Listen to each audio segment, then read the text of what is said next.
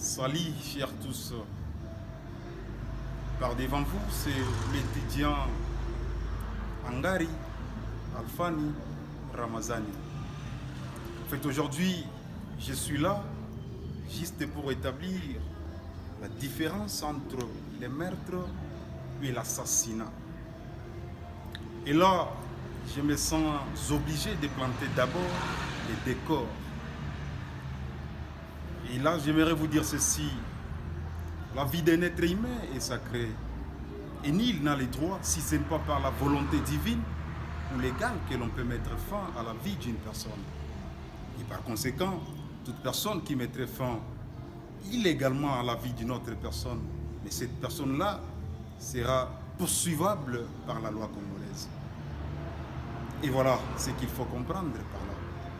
Et la sacralisation dont nous parlons ici se trouve dans notre loi fondamentale que nous appelons la Constitution, plus précisément à son article 16.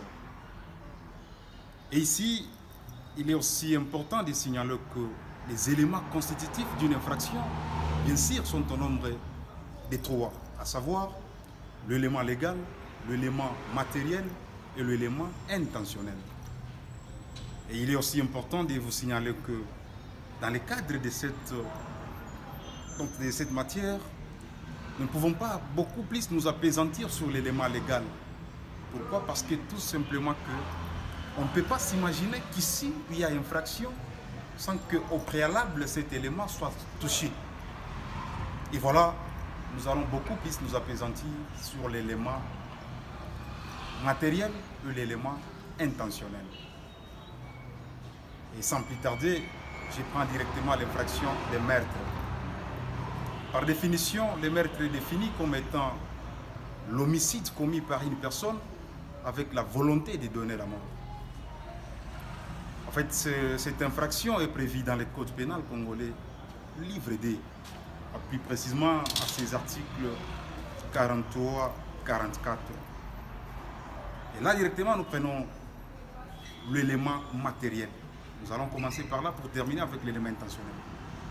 Avec l'élément matériel, l'on vous dira que l'auteur doit avoir agi par un acte positif des coups et blessures.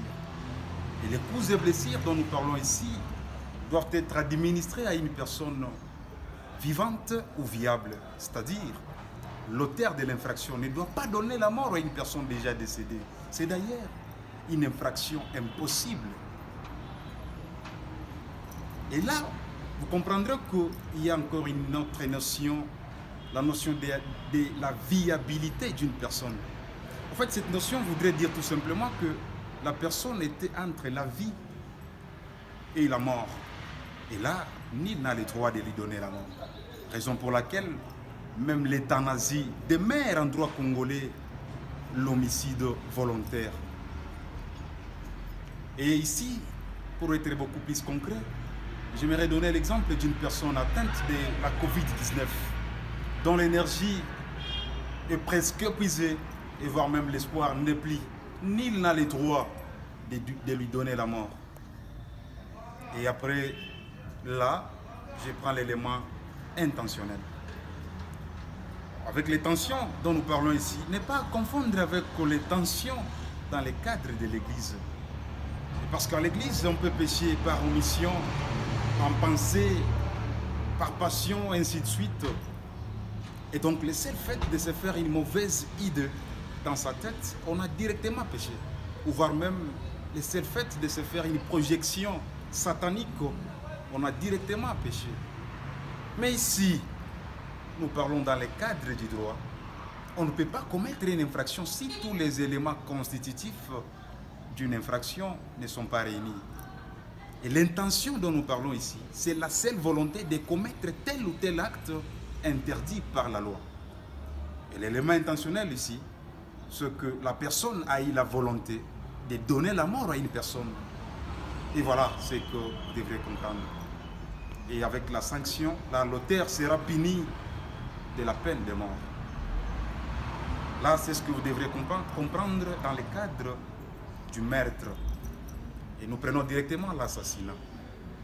En fait, l'assassinat, c'est aussi une infraction prévu dans le Code pénal congolais, livre 2, plus précisément à ses articles 43, 44, 45.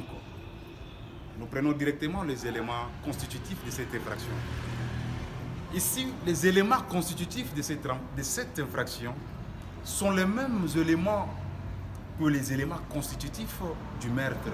À la seule différence qu'au niveau de l'assassinat, il y a la préméditation. Ici, il y a la préméditation. Et donc, vous comprendrez par là que l'assassinat, c'est l'homicide commis par une personne avec la volonté de donner la mort, bien sûr, mais d'une manière préméditée. Et voilà.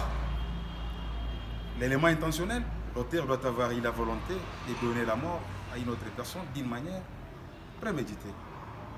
Mais la différence dont nous sommes obligés de maîtriser tous est qu'au niveau de l'infraction du meurtre, le juge peut toutefois être appelé à accorder les circonstances atténuantes pour certaines situations, bien entendu, tandis qu'en matière d'assassinat, le juge est de par la loi obligé de prononcer que la peine de mort. Pourquoi? Parce que tout simplement que l'assassin est plus dangereux qu'un meurtrier. Lui a eu à préméditer l'acte et voilà, il sera puni avec toute la rigueur de la loi. Merci beaucoup à tous.